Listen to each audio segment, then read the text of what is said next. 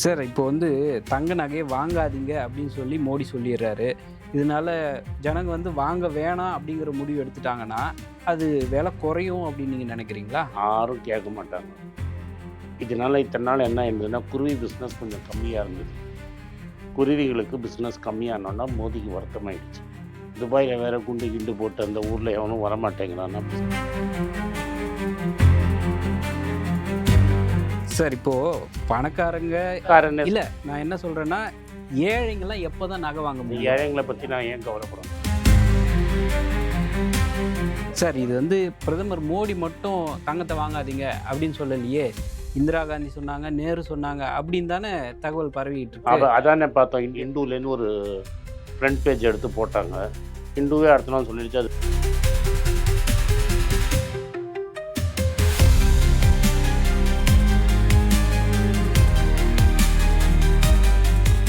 Sir இப்போது பிரதமர் வந்து அவர் சொன்னதோடு இல்லாமல் அவரோட கான்வாயே ஒரு 4-5 கார் போன இடத்துல இப்போ 2 கார் தான் யூஸ் பண்ணுறாரு அப்படிங்கிற மாதிரி தகவல்லாம் பார்க்குறோம். நம்மளுக்கு மேலேயே ட்ராமா போட்டு பண்ணுறது தான் நம்ம வேலை. சரி, பிரதமர் தான் அப்படி சொல்கிறீங்க.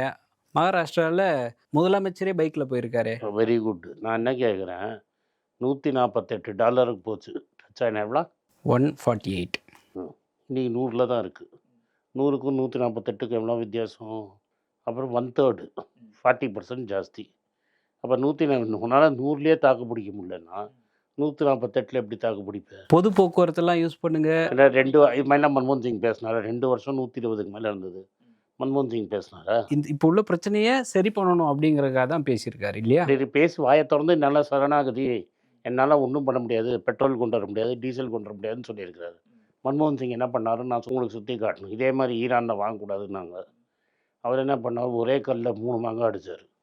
அமெரிக்காவுக்கும் ஒரு பாடம் சொல்லி கொடுக்கணும். அது ஈரான்கிட்ட என்ன சொன்னார், நீங்கள் கச்சா எண்ணெய் என்கிட்ட கொடு, பேமெண்ட்டு நான் ரூபாவில் தரேன், ரூபாவில் நீ வாங்க முடியாது, யூகோ பேங்க் அப்போ கட்டத்தில் இருந்தது, நான் யூகோ பேங்க்கில் அந்த பணத்தை போட்டுடுறேன், நீ வந்து இந்தியாவில் என்ன சாமான் வேணால் வாங்கிட்டு, மளிகை சாமான் என்ன சாமானை வாங்கிட்டு கொண்டு போய் பில்லை யூகோ பேங்க்கில் கொடு, யூகோ பேங்க் அந்த கடைக்காரனுக்கு அந்த எவனுக்கு பொருள் அனுப்பிச்சானோ அவனுக்கு காசு போயிடும் அப்படின்னு. 1 வருஷம் அது மாதிரி ஓட்டினாங்க. ஸோ பணம் இல்லாத யூகோ பேங்க்குக்கும் பணம் கிடச்சிது. இந்தியாவிலேருந்து பொருளை வந்து ஈரானுக்கும் அனுப்ப முடிஞ்சுது. நம்மளுக்கும் கச்சா எண்ணெய் ப்ராப்ளம் இல்லாமல் வந்தது. மக்களும் 70 ரூபாய்க்கு பெட்ரோல் டீசல் போட்டு சந்தோஷமாக இருந்தாங்க. அமெரிக்காவை பார்த்து ஒரு சைடில் கத்திக்கிட்டே இருந்தான். ஆனால் இப்போ இருக்கிற பிரதமர் என்ன பண்ணுறாரு, ட்ரம்ப் ஜி நான் இன்றைக்கி ரஷ்யாட்டேருந்து பெட்ரோல் வாங்க சார், கொஞ்சம் பர்மிஷன் கொடுங்க சார், ரஷ்யாவிலேருந்து கச்சா எண்ணெய். ரஷ்யா நம்மளுக்கு எவ்வளோ வருஷம் ஃப்ரெண்ட்ஸு. 1970 பாகிஸ்தான் போர் நடக்கிறச்ச நம்மளை அமெரிக்கா மிரட்டினும் போது கப்பல் அனுப்பிச்சவன். அவன்கிட்ட கச்சா எண்ணெய் வாங்கிறதுக்கு நீங்கள் போய் ட்ரம்ப்கிட்ட பர்மிஷன் கேட்கணுங்கிற அளவுக்கு அமெரிக்காவை பார்த்து இந்தியா ஏதாவது பயந்துருக்குதா? அதே இன்டர்நெட்டில் இந்திரா காந்தி எப்படி நான் பண்ணுறதை பண்ணுவேன்னு சொன்னது பார்த்துருக்கீங்கல்ல. அன்றைக்கி என்ன இருந்தது நம்மகிட்ட? அதுக்கு முதுகில் தைரியம் இல்லை. அந்த காலகட்டத்தில் மன்மோகன் சிங் இந்த மாதிரியான விஷயங்களை கடைபிடிச்சாரு. இப்போ வந்து வெளிநாட்டுக்கு எங்கேயும் போகாதீங்க, வீட்டில இருந்தே வேலை பாருங்க, ஒர்க் ஃப்ரம் ஹோம்லாம் எடுத்துங்கன்னு சொல்கிறாங்க. அப்போ ஏப்போ நீங்கள் வந்து ஏசி பில் நீ கொடுப்பியா? நீ வெயில், அப்போ ஏசி வீட்டில் ஓடணும் 24 மணி நேரமோ, அதுக்கு பில்லு வந்து கவர்மெண்ட் கொடுக்குன்னு சொல்ல நம்ம ஒத்துக்கலாம். 200 யூனிட் இங்கே தான் ஃப்ரீயாக வந்துருச்சுல்ல சார்? 200 யூனிட்டில் இங்கே தமிழ்நாடு கவர்மெண்ட்டு, அதுவும் உங்கள் கூட்டணி கவர்மெண்ட் தான் கொடுத்துட்டாங்களே. தமிழ்நாடு அரசாங்கம் என்ன சொல்லியிருக்கிறான், 500 யூனிட்டுக்குள்ளே தான். ஏசி போட்டால் எங்கே 500 யூனிட் வரும்? வீட்டில் ஹஸ்பண்ட் ஒய்ஃப் 2 பேரும் வேலைக்கு போகிறாங்க. நைட்டெல்லாம் வெயிலுக்கு படுக்கிறதுக்கு ஏசி வேணும். நானெல்லாம் வேலை செய்ய 24 மணி நேரம் 2 ஏசி ஓட்டினா எனக்கு என்னாச்சு பில்லு? ஏன்னா ஆர்பிஐயில் இருக்கிறவர் கம்ப்யூட்டர் சயின்ஸ் இன்ஜினியரிங் படித்தவர். நம்ம பிரதமருக்கு சுப்பிரமணியம் சாமியாக சொல்கிறாரு, ஃபைனான்ஸ் மினிஸ்டருக்கு எக்கனாமிக்ஸ் தெரியாதுன்னு அவங்க கட்சியில் இருக்கிற சுப்பிரமணியம் சாமியாக சொல்கிறாரு. பிரதமருக்கும் தெரியாதுங்கிறாரு. எங்கள் சமயத்தில் யாரெல்லாம் வந்தாங்க? மன்மோகன் சிங் இருந்தார், ப. சிதம்பரம் இருந்தார், சி. ரங்கராஜன், இவங்கெல்லாம் உலக மேதைகள். ரகுராம் ராஜன் இருந்தார். இந்த பாருங்க, ரகுராம் ராஜன் உலகமே ஐஎம்எஃப்ல இப்போ புகழ்ந்தவர் இருக்கார். ஸ்ரீரங்கராஜன் இருக்கார். யாருக்கு? ரகுராமுக்கே பாடம் சொல்லி கொடுத்தா ஸ்ரீரங்கராஜன் இருந்தார். இவங்களுக்கெல்லாம் பாஸ் மன்மோகன் சிங் இருந்தார், ப. சிதம்பரம் இருந்தார். இங்கே யார் இருக்காங்க? திறமைசாலி இருந்தால் இந்த ப்ராப்ளம்லாம் ஹேண்டில். ஆனால் ஆட்சி தான் கண்டினியூ ஆகி போய்கிட்டே இருக்கே. அதனால தான் மக்கள் கட்டப்படுறாங்க. அதனால தான் பைக்கில் போயிட்டுருக்காங்க மகாராஷ்டிராவில். 2029 வரைக்கும் இதை பார்த்து தான் ஆகணும், சந்திச்சு தான் ஆகணுமா? டெஃபினட்டாக ஒன்றும் ட்ரம்ப்பாக பார்த்து போனால் போது கச்சா எண்ணெய் வாங்கிக்கோன்னு சொல்கிற வரைக்கும் இந்த கட்டத்தை நீ பார்க்கணும். ஏன்னா இன்னொரு விஷயம் நீங்கள் புரியல. கோயம்பேடில் விலைவாசி 8% ஏறி இருக்குங்கிறாங்க. ஹோல்சேல் விலை 8% ஏறி இருக்குங்கிறாங்க. ரூ. 100 பொருள் ரூ. 108 விற்குதுங்கிறாங்க. நம்ம ஏரியா மயிலாப்பூர் வரத்துக்குள்ளே அது எப்படி ரூ. 100 பொருள் ரூ. 103 கிடைக்கும்? அதாவது ஹோல்சேல் மார்க்கெட்டில் விலை ஏறிடுச்சான், ரீட்டைலில் மட்டும் விலை கம்மியாக இருக்கான். இது என்ன பொருளாதாரம் எனக்கு புரிகிற மாதிரி சொல்ல. அதாவது நம்ம பலசர கடையில் ரூ. 103 பொருள் விற்கிறானா, அவன் வாங்குகிற இடத்துல ரூ. 108 வாங்குறானா? எவனாவது ரூ. 108 வாங்கி ரூ. 103 வியாபாரம் பண்ணுவானா? இது மாதிரி ஆளை நீ பார்த்துருக்கிறியா?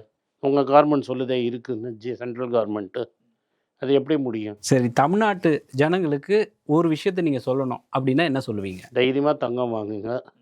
ஏன்னா பேங்க்கில் போட்டால் உங்களுக்கு இன்னும் வட்டி கிடைக்காது, வட்டி ஏற்ற மாட்டாங்க. டெபாசிட்டோட ரூபாயின் மதிப்பு இன்னும் ஃபாஸ்ட்டாக விழும். அதனால் ரூபாவாக வச்சுருந்தீங்கன்னா செஞ்சுரி போட்டுடும், கவலையப்படாதீங்க. அடுத்த வருஷம் நீ இந்த சமயம் பேசுகிறச்ச 102லேருந்து 105 ரூபா வரைக்கும் ரூபாவோட வேல்யூ இருக்கும். அஃபிஷியல் ரேட் 100 ரூபான்னா கூட நீங்கள் போய் மாற்றத்துக்கு 103 ஆகிடும். 3% பேங்க் கமிஷன் வாங்கிடுவான். அதுக்கு ஒரு ஜிஎஸ்டி வேறு போடுவோம். அதனால் 100 ரூபா தாண்டிடும். அதனால் நீங்கள் பணத்தை பேங்க்கில் வச்சுருந்தீங்கன்னா உங்களுக்கு தான் நஷ்டம். சார், உங்கள் தலைவராக இருக்கிற ராகுல் காந்தியே சிஎம் ஜோசப் விஜயோடைய பதவியேற்பு விழாவுக்கு வந்தார். அப்புறமா வந்து இந்த உங்கள் கட்சி ஆஃபீஸுக்கே போனார். அவரை உள்ளே போக விடாமல் ஒரு நெரிசல் இருந்ததாக சொல்கிறாங்க, பாதுகாப்பு குறைபாடெலாம் இருந்ததாக சொல்கிறாங்களே, அதை பற்றி உங்களோட ஒப்பீனியன் என்ன? அதான் காங்கிரஸ் தொண்டர்கள்லாம் ஒரு உற்சாகத்தில் 59 வருஷம் கழித்து நாங்கள் ஆட்சியில் காங்கிரஸ் அமரப்போகுது அப்படிங்கிற ஒரு சந்தோஷத்தில் இதுக்கு ஊரில் இருக்கிற எல்லா காங்கிரஸ் தொண்டரும் ஒரே சமயத்தில் வந்து அவரை நெரிசலை கிரியேட் பண்ணிட்டாங்க. அதுதான் ஆச்சு. இல்லை சார், அவர் கோச்சிட்டு போயிட்டார் அப்படின்லாம் சொல்கிறாங்களே. ஆமாம், போட்டு நெரிசல் பண்ணிட்டா அவரால் எப்படி மூச்சு கூட வாங்க முடியல. நான் இருந்தேன் அன்றைக்கி. மூச்சு கூட வாங்குற அளவுக்கு 500 பேர் உட்கார்ற இடத்துல 1000 பேர் 1500 பேர் இருந்தால் மூச்சு வாங்க கூட முடியல. பெருந்தலைவருக்கு பூ போட்டார், பெருந்தலைவருக்கு மரியாதை பண்ணார். இது போரும்னு கிளம்பி போயிட்டார். சார், அவர் என்னென்ன இன்ஸ்ட்ரக்ஷன் கொடுத்துருக்காரு அப்படின்னு எங்களுக்கு கொஞ்சம் ஷேர் பண்ண முடியுமா? ஏன்னா புதுசாக ஒரு கூட்டணி அமைச்சிருக்கோம். 2029 மக்களவை தேர்தல் வரைக்கும் ஒரு தாவேக்கா கீழே அந்த கூட்டணியில் தான் பயணிக்க போகிறோம். அதில் என்னென்னலாம் சொன்னாங்க? இப்போ தெளிவாக எங்களுக்கு என்ன புரியுறதுன்னா, எங்களுக்கு அப்போல்லாம் வந்து கிளியராக புரியல. இப்போ தெளிவாக புரியறது என்னென்னா, அவரே விரும்பினது எலெக்ஷனுக்கு முன்னாடி நம்ம தாவேக்காவோட போகணுன்னு. ஏன்னா திமுகட்ட அவர் கேட்டது 41 சீட்டு. அந்த 41 சீட்டு கொடுக்க முடியாதுன்னு கமிட்டியை வந்து ஆர்எஸ் பாரதியெலாம் பார்த்து பேசி முதல்ல 15 சீட்டு அது இதுன்னு சொன்னதுனால அவர் முன்னாடியே நம்மளுக்கு தாவேக்காவோட 41 சீட்னு போயிடலான்னு. அதுக்கப்புறமா வந்து ஸ்டாலின் சார்லாம் வந்து கனிமொழி மேடம்லாம் போய் பார்த்து பேசி நேராக கர்கேட்ட ஜிகிட்ட பேசி கர்கே சோனியா காந்தி அவங்க பெரியவர் சிதம்பரம் இங்கே அமைச்சு பேசி 28 சீட்டுக்கு ஒத்துக்கிட்டாங்க. இதுலேருந்து நம்மளுக்கு என்ன தெரிய வருதுன்னா, ராகுல் காந்திக்கு அதில் விருப்பம் இல்லைன்னு தெளிவாக தெரியுது. சார், இன்னொரு தகவல் படித்தேன் நான். அது எந்தளவுக்கு உண்மை அப்படின்னு எனக்கு தெரியல. காங்கிரஸ் கட்சிக்காரங்க கடைசி நேரத்தில் போயிட்டு அவங்க கூட கூட்டணி வச்சுட்டாங்க, தாவேக்கா கூட கூட்டணி வச்சுட்டாங்க அப்படின்னு சொல்லி அதிருப்தியில் இருந்ததாக சொல்கிறாங்க. நிறைய பேர் சீனியராக இருக்கிறவங்களே நிறைய பேர் வந்து பதவி விலகுறாங்க அப்படிங்கிற மாதிரியான தகவல்களும் இருக்குது. இது உங்களோட கருத்து என்ன? நீங்கள் என்ன சொல்ல விரும்புகிறீங்க? மாற்ற கருத்தும் கிடையாது, ஒன்றும் கிடையாது. நீ எந்த காங்கிரஸ் ஆஃபீஸில் 11 வருஷமாக காங்கிரஸில் இருக்கிறேன். 2016 தான் நான் காங்கிரஸ் வந்தேன்.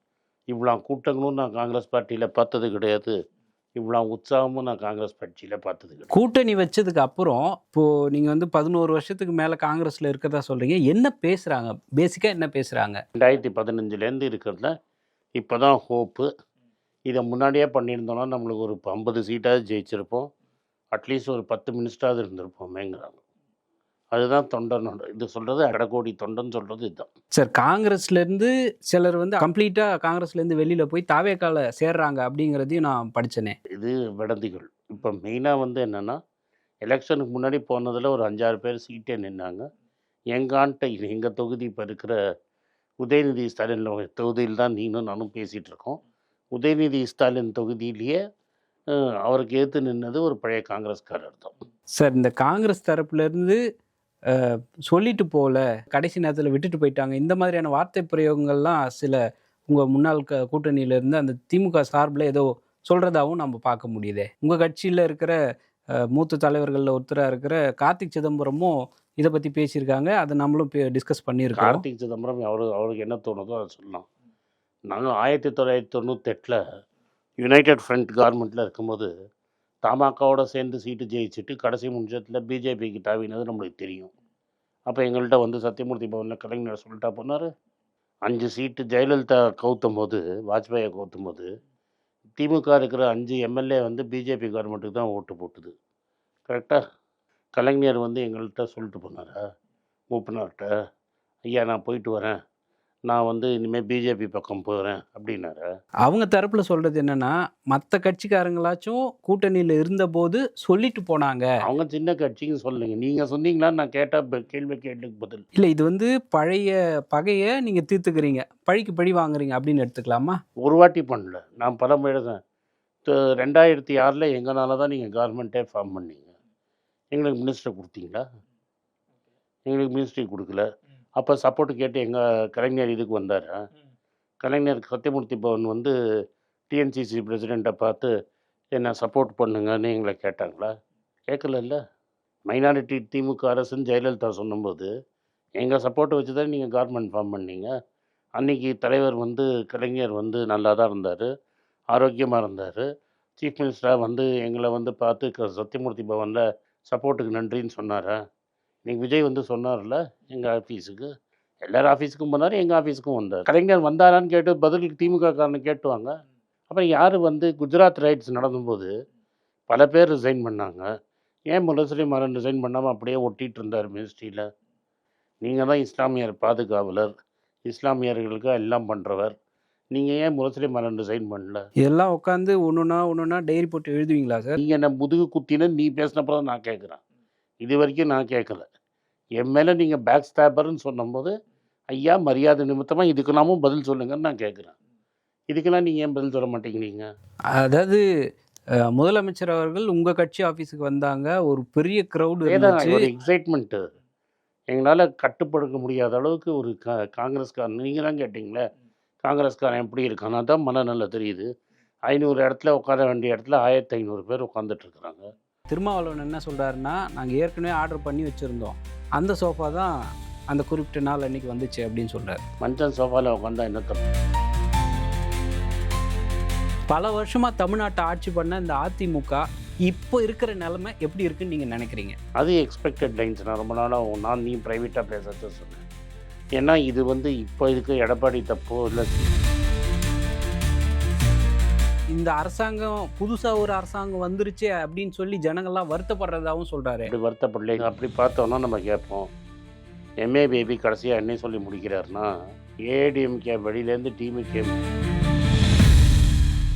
எல்லாருக்கும் வணக்கம். குழந்தைங்களுக்காக ஃபைனான்ஷியல் லிட்ரஸி, மணி ஃபார் நத்திங்னு 2வது பார்ட்டு. அண்ட் இதில் வந்து செக் எழுதுறது எப்படி, டெபாசிட் ஸ்லிப் எழுதுறது எப்படி, பணம் எப்படி வந்தது, பார்ட்டர்லேருந்து டிமானிட்டைசேஷன் வரைக்கும் எல்லாத்தையும் கவர் பண்ணியிருக்கோம். உங்கள் குழந்தைங்க அப் டு ஏஜ் 10-12க்கு ரொம்ப யூஸ்ஃபுல்லாக இருக்கும். இந்த புக் இப்போதைக்கு ஒரு ஸ்பெஷல் ப்ரைஸில் 450 ரூபாய்க்கு கொடுக்குறோம். இதை யூஸ் பண்ணிக்கோங்க. நன்றி, வணக்கம். moneypage.com வெப்சைட்டை சப்ஸ்கிரைப் பண்ணுங்கள். ஒரு வாரத்துக்கு 4 ப்ரீமியம் ஆர்டிக்கலும் ஃப்ரீ ஆர்டிகல்ஸ் ஒரு 10லேருந்து 15 நாங்கள் போடுறோம். இது சப்ஸ்கிரிப்ஷன் ஒரு மாதத்துக்கு 99 ரூபா தான். இங்கே சொல்கிற கான்செப்ட்ஸை கிரேட்டாக எக்ஸ்பேண்ட் பண்ணி போடுறோம். நீங்கள் படிச்சிங்கன்னா உங்களுக்கு யூஸ்ஃபுல்லாக இருக்கும். நன்றி, வணக்கம். வணக்கம்.